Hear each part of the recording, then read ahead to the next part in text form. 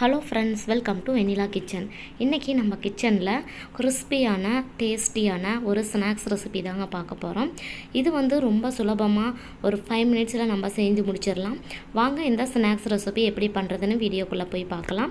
நீங்கள் இப்போ தான் ஃபஸ்ட் டைம் நம்ம சேனல் பார்க்குறீங்கன்னா மறக்காமல் சப்ஸ்கிரைப் பண்ணிவிட்டு பக்கத்தில் இருக்கிற பெல் ஐக்கானை கிளிக் பண்ணி ஆல் என்ற ஆப்ஷன் அழுத்திடுங்க.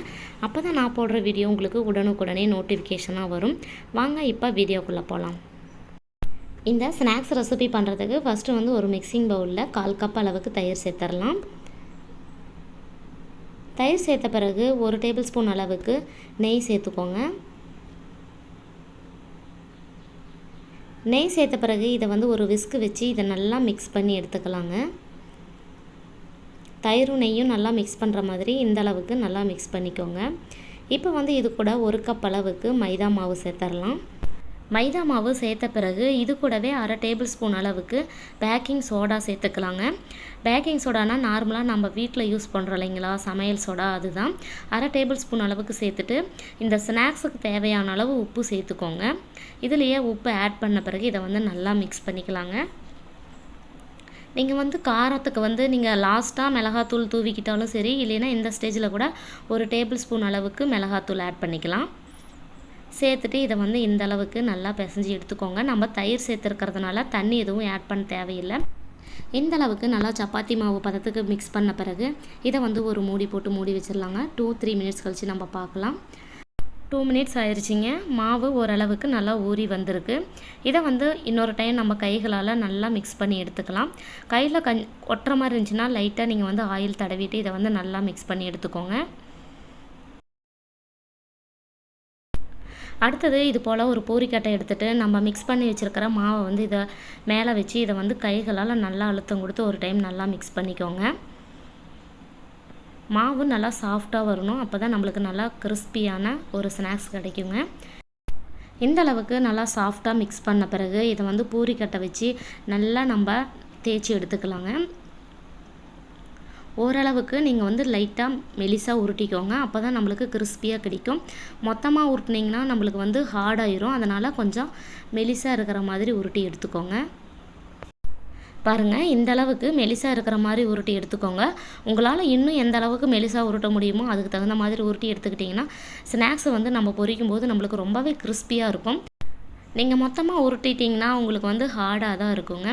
ஆறிப்போன பிறகும் அது கொஞ்சம் சாஃப்டாக தான் இருக்கும். அதனால் இந்த அளவுக்கு நீங்கள் மெலிசாக உருட்டி எண்ணெயில் பொரிச்சு எடுத்துக்கலாம்.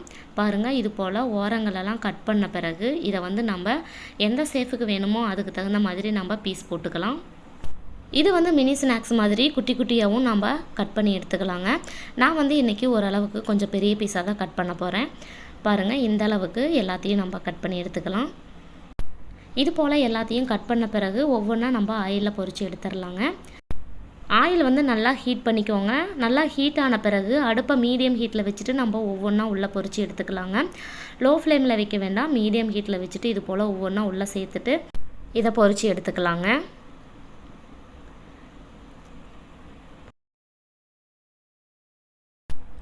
ஒரு பக்கம் வெந்த பிறகு நம்ம அடுத்த பக்கம் நல்லா திருப்பி விட்டுறலாம்.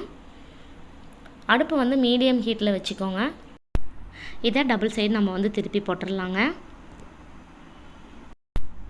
ஓரளவுக்கு எல்லாமே நல்லா செவந்து வந்துருச்சுங்க. இது இன்னும் கொஞ்சம் ஒரு லைட்டாக பொன்னிறமாக வரணும். அது வரைக்கும் இன்னும் கொஞ்சம் நேரம் ஃப்ரை பண்ணிக்கோங்க. ஃபுல்லாக ஒரே ஈவனாக நம்மளுக்கு வெந்து வரணும். அடுப்பை லோ ஃப்ளேமில் வச்சுக்கோங்க இந்த ஸ்டேஜில். இல்லைன்னா டக்குன்னு நம்மளுக்கு கருகி போயிடும். அதனால் லோ ஃப்ளேமில் வச்சுட்டு இதை கொஞ்சம் நேரம் ஃப்ரை பண்ணிக்கலாம். இது இன்னும் கொஞ்சம் கலர் திரும்பினா போதும். பாருங்கள், எல்லாமே ஒரே ஈவனாக நல்லா வெந்து வந்துருச்சு. இப்போ இதை நம்ம வெளியில் எடுத்துகிட்டு சர்வ் பண்ண ஆரம்பிச்சிடலாம். ரொம்பவே கிறிஸ்பியான டேஸ்டியான ஒரு ஸ்நாக்ஸ் ரெசிபி இன்றைக்கி நம்ம பார்த்தோங்க. இதே போல் மீதி உள்ள மாவையும் நம்ம பொரித்து எடுத்துக்கலாங்க. பார்க்கவே ரொம்பவே சூப்பராகவும் இருக்கும். டேஸ்ட்டும் ரொம்ப நல்லா இருந்துச்சுங்க. எல்லாத்தையும் பொரித்த பிறகு லாஸ்ட்டாக இது மேலே கொஞ்சமாக மிளகாத்தூளும் உப்பும் தூவி விட்டுட்டிங்கன்னா சாப்பிட்றதுக்கு ரொம்பவே டேஸ்டியாக இருக்குங்க. அப்படி இல்லைன்னா நீங்கள் ஃபஸ்ட்டு மாவு மிக்ஸ் பண்ணும்போது கூட மிளகாத்தூள் ஆட் பண்ணிக்கலாம். ரொம்ப கிறிஸ்பியான டேஸ்டியான ஒரு ஸ்நாக்ஸ் ரெசிபி இன்றைக்கி நம்ம பார்த்தோம். இதே போல் நீங்களும் செஞ்சு பார்த்துட்டு எப்படி இருந்துச்சுன்னு எனக்கு ஃபீட்பேக் கமெண்ட் பாக்ஸில் கமெண்ட் பண்ணுங்கள். நான் செஞ்ச இந்த ஸ்நாக்ஸ் ரெசிபி உங்களுக்கு பிடிச்சிருந்தா லைக் பண்ணி ஷேர் பண்ணுங்கள். மறக்காமல் வெண்ணிலா கிச்சனுக்கு சப்ஸ்கிரைப் பண்ணுங்கள். தேங்க்யூ.